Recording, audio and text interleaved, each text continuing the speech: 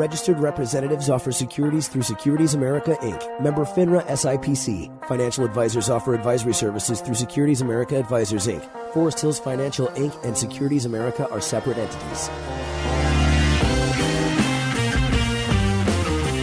This is the Keeping Your Money Show with Jamie Westenbarger and Bart Steindler.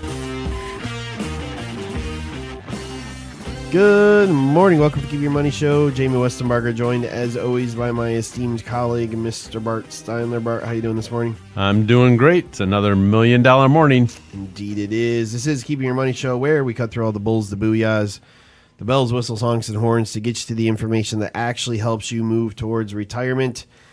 Got a great show on deck today. We're going to talk about 7 mistakes to avoid after receiving a financial windfall. Thought about that after all of these Mega Million and Powerball, things that have they seem to be giving out $750 million pretty regularly in these lotteries. So your odds are still horrendous, but yeah, it's almost like the sports contracts.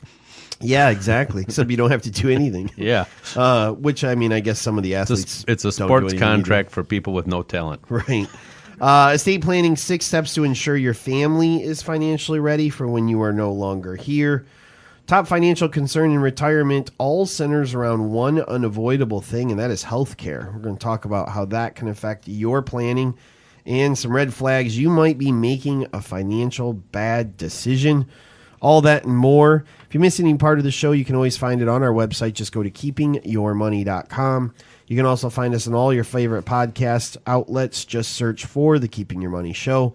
If you want to contact us, our toll-free number is 888-98-MONEY. That's 888-986-6639. We don't answer the phone while we're on the air, but somebody does answer it 24 hours a day. And, of course, you can always email me privately. It's info, I-N-F-O, at keepingyourmoney.com, and I do respond to those emails personally. In addition to the phone calls. Correct. Interesting. So talking about these financial windfalls, I just saw something the other day, and I wanted to say kudos. Not that I think this kid listens to the show, but there was an article online about this kid who's 14 years old and made $200,000 this year so far playing video games because he has all these people that subscribe to his Twitch channel. And they asked him what was the most important thing he did, and he said the most important thing he did was he hired a financial advisor. And so I just wanted to say kudos to the 14-year-old that understood that a financial windfall like that, which, I mean, let's face it, almost $250,000 at 14, that's pretty impressive. That's a really good start in life. And what a huge game changer for him to have some professional management of what he's going to do going forward with that. Because I know at 14, I sure could have blown through that money pretty easy. Well, look at the difference between a 14-year-old that has $250,000 or a 24-year-old that has nothing and $80,000 of college debt. And where are those two going to be in 20 or 30 years? I mean, the difference is compare the two of them at 65, and you have very different retirements. Absolutely. Yep. So, the one thing that happens with financial windfall, and, the lottery's got me thinking about it, but there can be a number of different ways financial windfalls come. I remember years ago there was a company out on the lakeshore that sold out their company to Johnson Controls or something. Right. And the owner gifted each of the employees, depending on how many years they had worked there. But some employees got almost $1 million from the sale of the company. Well, that's a pretty significant windfall. Right. You might find out that someone in your family, a parent or a grandparent or a distant cousin, all of a sudden left you some money that you had no idea was coming your way. So it doesn't just have to be a lottery. But a lottery sometimes is the one that strikes people because it's such a significant amount of money that they almost get kind of stuck in what they're going to do. And when you don't think out this kind of thing ahead of time, the results can be just horrendous. I mean, we see, terrible stories all the time of people who received money and 5 years later, they're back to where they were in the beginning, or maybe even worse. Right. And maybe, people are kind of tuning it out because they say, well, first of all, I don't play the lottery, or I'm never going to win the lottery. But like you say, there's a lot of different ways that this can happen to you. Maybe you own a small business and at some point you sell that business out. Maybe the location of your small business or the location of your home becomes very valuable over time, and some other company or some other person wants to buy it out. Had a client who there's oil on some property they own. Went from being very, inexpensive property to very important property.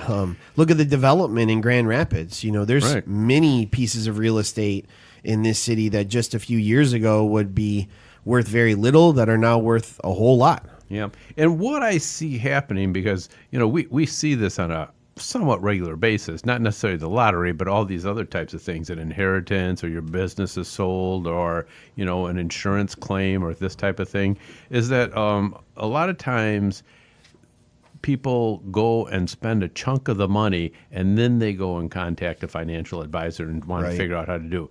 Like they'll it's almost like they don't want to be told what to do until they've done the things they want to do first. Right. And a lot of times it'll be like, well, I have a mortgage. I'm going to pay the mortgage off. Well, maybe that mortgage is at, 3.5%, and the payment's not huge. Or another one I see a lot of times is they go out and buy the new car that they always wanted to. And nowadays, like we were talking earlier about, the sale of trucks and stuff, that can be a over $50,000 purchase. Well, and I think what you're saying applies to really anything, and that is avoid making any quick decision. Right. No purchases, no sales, no, I would say even like, I know the proverbial, I'm going to quit my job, but unless you won $400 million, don't just assume you can quit your job. $1 million is a lot of money, but it's not as much as you think it is. If you're 40 years old and you win $1 million, man, that is going to set you up really well. Probably not going to want to quit your job though. There's still some things that probably need to be handled, but may be able to retire way earlier than you had anticipated, just maybe not tomorrow, Right. And I think right along with that is considering the tax implications. If you win $1 million, $1 million is not going to be deposited into your bank account. $1 million minus all the taxes you owe is going to be deposited into your bank account. So that's a big difference right from day one. So it makes a huge impact on that. So before you go out and, pay off the house or buy a new truck or buy or spend a substantial amount of that money, make sure you sit down with somebody who understands taxes and how to work with them, like a guy like Steve Broll, CPA, who is in our office, and get a really good idea on how much of that money is going to have to be set aside to pay taxes. Because the last thing you want to do is find out when the tax bill comes that you already spent the money, because you're going to be in big trouble, and they're not going to be sympathetic to your situation. Yep. Now, a couple of these I think can be tied into one. They talk about, avoid complex financial products you don't understand, avoid investing with friends and relatives. And I would add a third one onto that. Don't work with the people you're working with right now just because you work with them right now. If you have $50,000 in your investments and you're 45 years old and you win $2 million, the person helping you with that 45,000 may not be the same person that should be helping you with 2 million. That's a big difference in how that stuff is invested. I think that also ties into, you can be wooed into purchasing things that maybe you shouldn't be purchasing, that are over complex, that are overly expensive, because sometimes the sales pitch for that is, well, now that you're so wealthy, this new window of opportunity opens. They kind of stoke your ego and be careful of that. It's easy to get sucked into feeling pretty awesome about yourself because you're in this new tax bracket you've never been in before, and now all of a sudden the salesman at the local bank is encouraging you to purchase purchase things that you've never even heard of before. And then that also goes in with family and friends. You know, family and friends, anytime that someone acquires a large amount of money, regardless of how it comes about, family and friends generally have all kinds of business ideas they've just been waiting to start, and no bank in the world would ever give them the money for it. So now the bank of you has become very impressive to them, because if they can just part you away from your $100,000 that they need for this amazing opportunity, you know, you've got to be able to kind of filter through that. And, you know, getting that team of professionals from the very beginning is, in my opinion, what separates the people that are successful from the people that are not, because they now have all the things in place to be able to say no. Oh, no, I'm sorry, I have a financial advisor. No, I'm sorry, that's not part of my plan that my attorney and my accountant and my advisor have put together. Instead of saying, oh, well, Uncle Rob, I'd love to, support your turtle farm, but I don't know about, oh, come on, you can do it. You know, it's a lot more difficult to say no if there's not the plan already there. Right, because what diner do we go to that doesn't have turtle soup on the menu? Right. I think the flip side of those two, you can be too conservative. You know, cash. Remember FDIC insurance and what those levels look like? You don't want to have $1 million in cash sitting in an account somewhere because you're not protected. And it's also not making anything, which is probably just about as bad as putting it somewhere that, you know, is maybe overly complex, is putting it somewhere that's so simple you're not actually even keeping up with inflation. I think the big mistake about, right, you just took the thought out of my mouth there, but the big mistake is that with cash, you're not keeping up with the rate of inflation. Your purchasing power is going to go down. So if you have $1 million and that's sitting in cash and you wait 10 years down the road, you're probably going to have something like $750,000 of purchasing power because your investments did not keep up with inflation. Sure. And I think a perfect example, real world example of this, and this is not a knock on anybody, okay?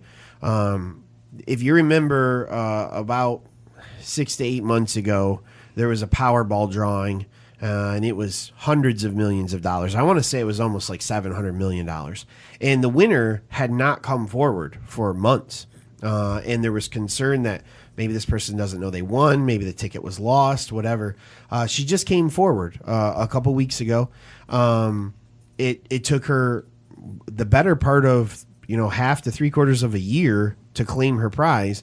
And the reason was she was assembling her team. She was doing the interviews ahead of time. She was talking to the attorneys and the advisors and the CPAs and assembling the people that were going to manage that for her for the rest of her life before she ever walked into the lottery office and said, okay, I'm the winner. She set up everything ahead of time, to the point now where she actually won a court case that's going to allow her to remain anonymous, which can be a huge benefit to a lottery winner. Right. So that's the right way to get a big windfall. The wrong way is just a couple days ago, there were $6 million winners in either the Powerball or the Mega Millions. I don't remember which. 4 of them have already claimed their tickets. Yeah.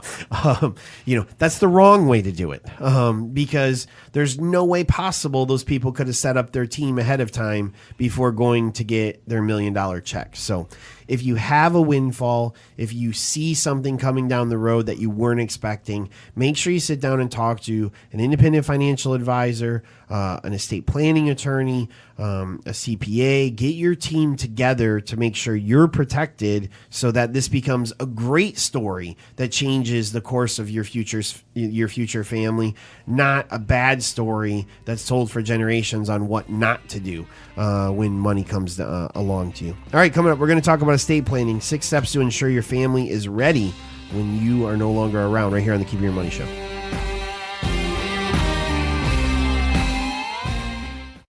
There's no one-size-fits-all when it comes to planning your future. Jamie, Bart, and all of the advisors at the Keeping Your Money Show understand that your financial goals are unique and your needs are going to change at varying stages of your life.